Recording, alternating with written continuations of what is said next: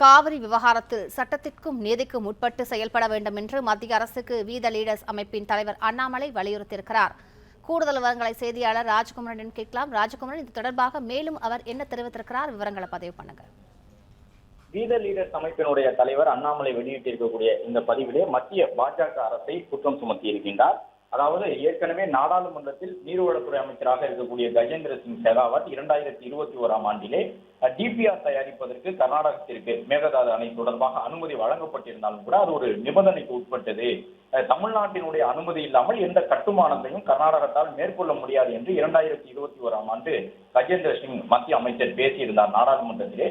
ஆனால் நேற்றைய தினம் மாநிலங்களவையிலே காவிரி நதிபாயும் மாநிலங்களான தமிழ்நாடு, கேரளா மற்றும் புதுச்சேரியினுடைய ஒப்புதல் இல்லாமலேயே அந்த கட்டமைப்புகளை கர்நாடகா ஏற்படுத்த முடியும் என்பதை போன்ற ஒரு பதிலை மத்திய நீர்வளத்துறை அமைச்சகம் சார்பில் கூறியிருக்கின்றார்கள்.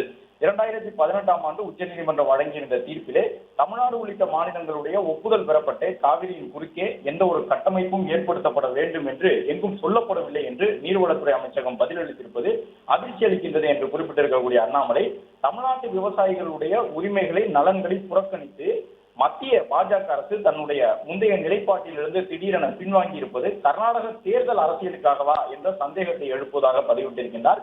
விவசாயிகளின் வாழ்வாதாரத்தை பாதிக்கக்கூடிய இத்தகைய முக்கியமான விவகாரங்களில் மத்திய அரசு நேர்மையாக, வெளிப்படையாக ஒரே நிலைப்பாட்டில் செயல்பட வேண்டும் என்று எதிர்பார்ப்பது தவறா என்று கேட்டிருக்கக்கூடிய அண்ணாமலை, தமிழ்நாடு மற்றும் கர்நாடகா ஆகிய இரு மாநிலங்களுக்கிடையே நல்லுறவை பாதிக்கும் வகையில் எந்த நடவடிக்கையும் எடுக்காமல் காவிரி விவகாரத்தில் சட்டத்திற்கும் நீதிக்கும் உட்பட்டு செயல்பட வேண்டும் என்று மத்திய பாஜக அரசை வலியுறுத்துவதாக பதிவிட்டிருக்கின்றார்.